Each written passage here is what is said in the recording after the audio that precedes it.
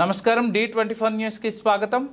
Velanka school committee chairman D2 reporter Gande Nani Bharathi కుమారుడు శివరాకేష్ బిందు పుట్టినరోజు సందర్భంగా కెర్లంపూడి మండలం వేలంక గ్రామంలో ఉన్న ఉమా నీలకంఠేశ్వర పంచయాతన దేవస్థానంలో అన్నదాన కార్యక్రమం నిర్వహించారు।